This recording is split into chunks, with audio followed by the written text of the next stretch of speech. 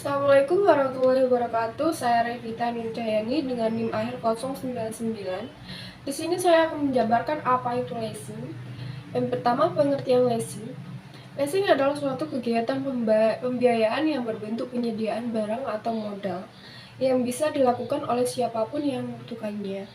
Kegiatan leasing umumnya mempunyai kurun waktu tertentu dan pembayaran juga diatur atau dicicil. Untuk pembayaran dengan cara diatur supaya lebih memudahkan nasabah karena mereka tidak perlu lagi menyiapkan uang dalam jumlah waktu yang banyak dalam satu waktu. Fungsi leasing hampir sama dengan fungsi bank, di mana leasing juga menyediakan pembiayaan produk dengan skala menengah. Perbedaannya hanya terletak di bentuk pinjamannya. Biasanya bank konvensional hanya memberikan pinjaman dalam bentuk uang, sementara leasing bisa memberikan pinjaman dalam bentuk barang yang nantinya pembayarannya dilakukan dengan cara dicicil. Selanjutnya, tujuan leasing. Tujuan dari adanya leasing yaitu untuk memberikan kemudahan bagi masyarakat yang mempunyai barang atau modal, meskipun barang tersebut mempunyai nilai yang tinggi. Selain itu, pihak leasing juga mendapatkan keuntungan dari bisnis tersebut. Biasanya mereka akan mendapatkan keuntungan dari bunga kredit.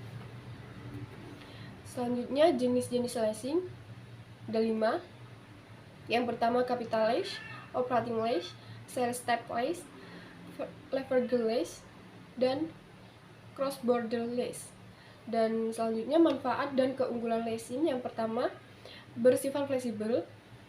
Yang kedua, tidak membutuhkan jaminan. Dan yang ketiga, capital saving. Yang keempat, pelayanan cepat. Dan yang kelima, terhindar dari inflasi.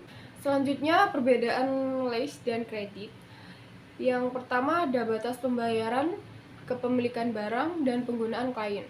Untuk yang batas waktu pembayaran ditentukan langsung oleh pihak lessor dan biasanya jangka waktu yang diberikan cukup panjang, bergantung dari kemampuan pihak yang menyewa untuk membayar leasing.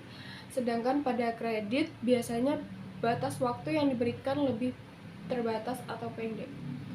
Sedangkan untuk kepemilikan barang tetap berada di pihak lessor, sehingga ketika pelanggan tidak dapat melunasi pembayaran sesuai dengan waktu yang disepakati, maka barang tersebut akan ditarik oleh pihak lessor. Sedangkan di dalam kredit, misalkan terjadi kasus customer terlambat membayar cicilan yang telah disepakati, maka akan dikenakan denda atau bunga yang ditangguh di bulan berikutnya. Untuk pengguna atau klien umumnya menggunakan leasing adalah industri yang memiliki modal padat.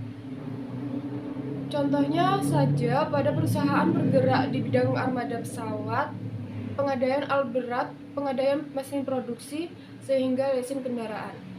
Sedangkan untuk kredit umumnya digunakan oleh individu atau perorangan untuk membeli barang tertentu, misalnya barang elektronik, kendaraan, dan lain-lainnya. Untuk pengguna atau klien umumnya menggunakan leasing adalah industri yang memiliki modal padat.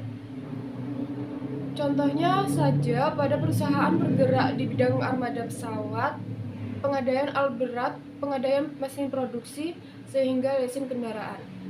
Sedangkan untuk kredit umumnya digunakan oleh individu atau perorangan untuk membeli barang tertentu, misalnya barang elektronik, kendaraan, dan lain-lainnya. Selanjutnya, yang terakhir, istilah yang sering digunakan dalam leasing ada lease, leasing, lessor, lease term, dan residual value. Untuk yang lease yaitu sebuah kontrak sewa untuk pemanfaatan harta dengan jumlah sewa yang dibayarkan dalam waktu tertentu. Dan untuk lease yaitu pihak nasabah atau pelanggan yang biasa berbentuk perorangan atau perusahaan di mana mereka memanfaatkan modal dari pendanaan pihak leasing. Untuk lessor yaitu pihak yang memiliki aktiva atau barang modal di mana selanjutnya akan di lease. Untuk lease term ini adalah jangka waktu leasing yang sifatnya mutlak dan tidak dapat dibatalkan. Untuk yang residual value ini merupakan nilai lease aset yang kemungkinan bisa diterapkan saat memasuki akhir periode sewa. Sekian presentasi dari saya, Revita Nujahyani. Saya ucapkan terima kasih.